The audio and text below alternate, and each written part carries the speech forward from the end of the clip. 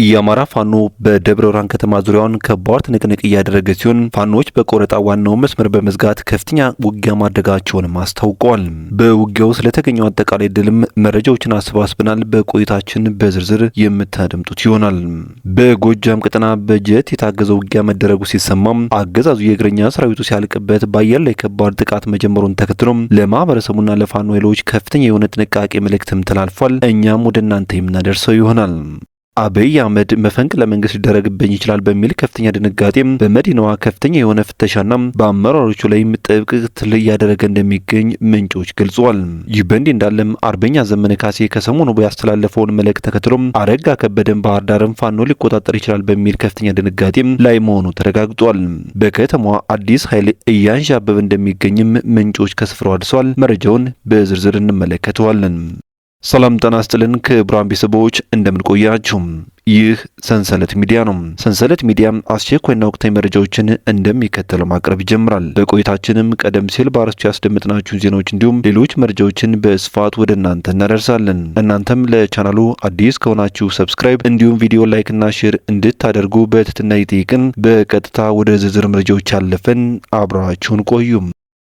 በቅድሚያም አስቸኳይ የጥንቃቄ መልእክት አለ፣ እንደሚከተለው ይቀርባል። አገዛዙ ህዝብን ለመጨፍጨፍ የጦር ጀት ወደ ምዕራብና ሰሜን ጎጃም ባሉ ቀጠናዎች ጥቃት ለመፈጸም ትዕዛዝ መስጠቱን ትናንት መዘገባችን ይታወሳል።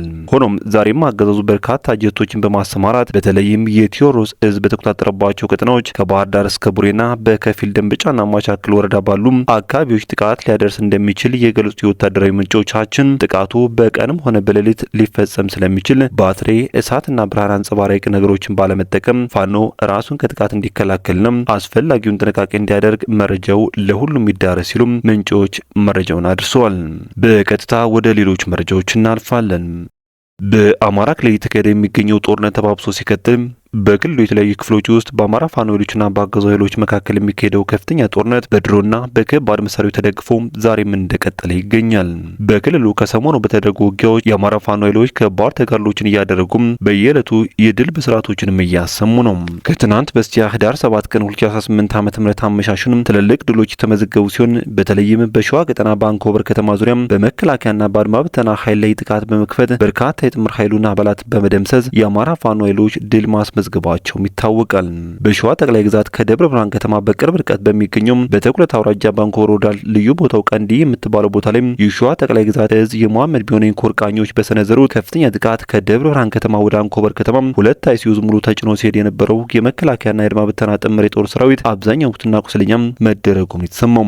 ጥቃቱን ያደረሱትና እርምጃውን የወሰዱት ደግሞ የመሐመድ ቢሆነኝ የኮርቃኞች እንደሆኑ ምንጮች ሲገልጹ ገዢ ቦታዎችን ቀድሞ በመያዝ ያገዙን ጥምር የጦር ሰራዊት ባደረሱት የደፈጣ ጥቃትም በርካታ ቁጥር ያለው የመከላከያና የአድማ ብተና ኃይል እንደተደመሰሰና ቁስለኛም እንደሆነ ነው የተረጋገጠው። እንደ ምንጮች ገለጻ ከሆነም በዚህ ውጊያ በቀጠናው የገባው ኃይል ዋና ጠርናፊ መደምሰሱንም አስታውቋል። ይህ በእንዲህ እንዳለም በሸዋ ጠቅላይ ግዛት የመሐመድ ቢሆነኝ ኮር የጎማ ተራራ ክፍለ ጦር ልዩ ኦፕሬሽን በዳዋ ጨፋ ወረዳ ሚላሜሊ ላይ በሰራው ኦፕሬሽን በብልጽግናው ጥምር የጦር ሰራዊት ላይ ከፍተኛ ጉዳት ማድረሱ ታውቋል።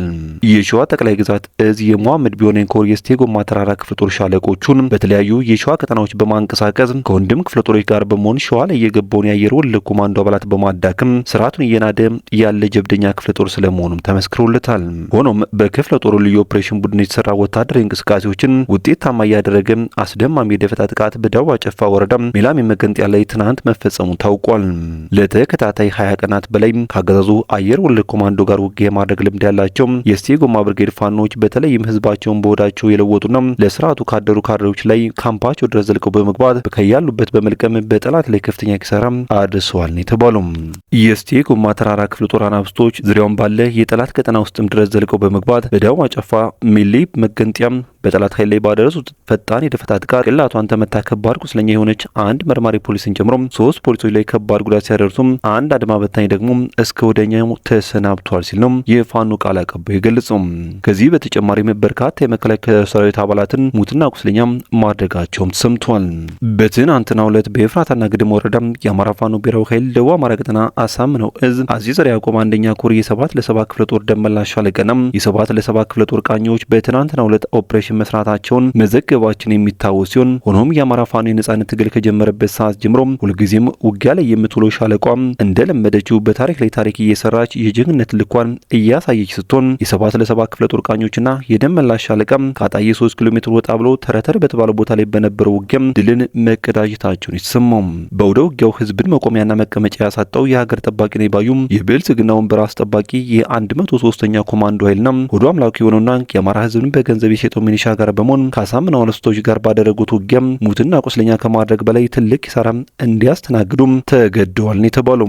በመሆኑም አረጋ ከበደን ለማጀብ የመጣው ኃይል የቀረው ህይወቱን ለማትረፍና የፋኖን በትር መቋቋም ሲያቅቱም እግሬ አውጪኝ ብሎ ፈርጦ ወደ መጣበት መመለሱን የገልጸው የኮር ህዝብ ግንኙነት በዚያው ወደ ውጊያም ትንታጎቹ ባገዘው ጦር ላይ በንብረትም ሆነ በአካል ብዙ ጉዳት በማድረስ ከጠላት ኃይሎች ድልን አግኝተዋል ብሏል። በውጊያው አንድ ስናይፐር ከነሙሉ ትጥቁና ከነሙሉ ተኳሹ ሲማረክ 2 መገናኛ ሬዲዮም ገቢ ተደርጓል ብሏል። በዚህ ውጊያ 6 ሙትና 12 ቁስለኛ በማድረግ ከፍተኛ ድል አስመዝግበዋል ሲል መረጃውን ያደረሰን የአማራ ፋኖ ብሔራዊ ኃይል ደቡብ አማራ ቀጠና አሳምነው እዝ የአፄ ዘርዓ ያዕቆብ 1ኛ ኮር ህዝብ ግንኙነት ክፍል ነው። በሌላ በኩል ትናንት በጎጃም ቀጠና ሮገቢያና ዳባት የተባለ ቦታ ላይ ያገዙ ኃይል አይቀጡ ቅጣትን ተቀጥቷል ተብሏል። 112ኛ ኮር 11ኛ ክፍለ ጦርና የ2ኛ ክፍለ ጦር በጥምረት ጠላትን በትናንትናው ዕለት ሮገቢያና ዳባት ላይ ሲያስጨንቁ ሲዋሉ ሲሆን በተቀናጀው በትራቸውም የጠላትን ኃይል ያሰላለፍ በቂ መረጃ ቀድሞ በማወቅ ላስጨራሽ በሆነ መልኩ የእጅ በእጅ ውጊያ ጭምር በማድረግ የብልጽግናውን ጥምር የጦር ሰራዊት ሲያዝረከርኩት ሲዋሉ ሲሆን በተደረገው ጥቃትን ከ13 በላይ ሲደመሰስ 9ን ቁስለኛ በማድረግ የተረፈው ወደ አዴት ከተማ እንዲገባ አስገድደውታል ሲል ነው ህዝብ ግንኙነቱ ፋኖ ሀብታሙ ዮሴፍ የገለጸው። በሌላ በኩል ጠቅላይ ሚኒስትር አብይ አህመድ መፈንቅለ መንግስት ሊደረግብኝ ይችላል በሚል ከፍተኛ ድንጋጤ ውስጥ መግባቱ ሲነገርም አረጋ ከበደም ባህር ዳርን ፋኖ ሊቆጣጠር ይችላል በሚል ከፍተኛ ድንጋጤ ላይ መሆኑ ተሰምቷል። አብይ አህመድ በውስጣችን ያሉ የአማራና የትግራይ ወታደራዊ አመራሮች መፈንቅለ መንግስት ሊፈጽሙ ስለሚችሉም ከፍተኛ የሆነም ክትትል ይደረግባቸው በማለት ትዕዛዝ የሰጠ ሲሆን በተለይም ጀነራል ሙሉ ዓለም አድማሱ ላይ ጥብቅ ክትትል እንዲደረግበት ማዘዙ ተረጋግጧል። አርበኛ ዘመነ ካሴ ከትናንት በስቲያ የከተሞችን ትግል በተመለከተም መናገሩን ተከትሎ ደግሞ የባህር ዳሩና አረጋ ከበደም ከፍተኛ ድንጋጤ ላይ የገቡ ሲሆን የባህር ዳር መንገዶች አሁን ላይ ሙሉ በሙሉ በበርካታ ኃይሎች እንዲጠበቁም ትዕዛዝ መስጠታቸውም ተሰምቷል። በሌላ መረጃችን በኦሮሚያ ክልል ምስራቅ ሸዋ ዞን የኦነግ ሸኔ ታጣቂዎች በሰርገኞች ላይ በፈጸሙት ጥቃት 2 ሰዎች መገደላቸው ተሰማ። በኦሮሚያ ክልል ምስራቅ ሸዋ ዞን መታራ ከተማ አቅራቢያ በምትገኘው ደገበንቲ በተሰኘች ቀበሌ መንግስት የኦነግ ሸኔ የሚለውን ራሱን የኦሮሞ ነጻነት ሰራዊት እያለ የሚጠራው ታጣቂ ቡድን ሰርገኞች ላይ በፈጸመው ጥቃት 2 የሰርገኛ ቤተሰቦች መገደላቸውን የገለጹት የመረጃው ምንጮች ከሟቾቹ ውስጥም አንዷ ነፍሰ ጡር እንደሆነች ገልጸዋል። በንጹሃኑ ላይ ግድያው የተፈጸመው ባለፈው ሳምንት አርብ ጥቅምት 28 ቀን 2018 ዓመት ምረት ምሽት 2 ሰዓት ገደማ እንደሆነ ስማቸው እንዳይገለጽ የጠየቁም አንድ የአካባቢው ነዋሪ ተናግረዋል። በወቅቱ በቀበሌዋ የሰርግ ፕሮግራም እንደነበር የሚናገሩት እኒ ነዋሪም ታጣቂዎቹ ዝግጅት በሚካሄድበት መኖሪያ ቤት በመግባት 2 ሰዎችን በጥይት መግደላቸውን ገልጸዋል። ሟቾቹ አንድ ወንድና አንድ ነፍሰ ጡር ሴት መሆናቸውንም አክለዋል። በማግስቱ ቅዳሜ ጥቅምት 29 ቀን 2018 ዓመት ምረት አስከሬናቸው በቀበሌዋ በሚገኘው ሙስሊም መካነ መቃብር መቀብሩን አስረድተዋል። በዚህ ሁለት ታጣቂ ቡድኑ ወደ ከተማ በድጋሚ በመምጣት ከሊፋ በሰኛ አካባቢ በርከት ያሉ የቁም ሰዓትን መዝረፉንም ነዋሪዎች ተናግረዋል። እንዲህ አይነት ግድያ፣ ዘረፋና እገታም በመታራ ስኳር ፋብሪካ ሰራተኞች ላይ ተመሳሳይ ሁኔታ እንደሚፈጸም የሚናገሩት እኒህ ምንጩም በአካባቢው የመከላከያ ሰራዊት ቢኖርም ስለ ታጣቂዎች እንቅስቃሴ በቂ መረጃ ስለማያገኝ ጥቃቱ ሊቆም አልቻለም ብለዋል። የተከበራችሁ ቤተሰቦች ከሰንሰለት ሚዲያ ለእሳቱ የነበሩን መረጃዎች እነኝን ይመስሉ ነበር። በቀጣይ በሌሎች ዜናዎች እንዲሁም ጥቆማዎች እስከምንገናኝ በያላችሁበት የዓለም ጫፍ በሰላም ቆዩኝ።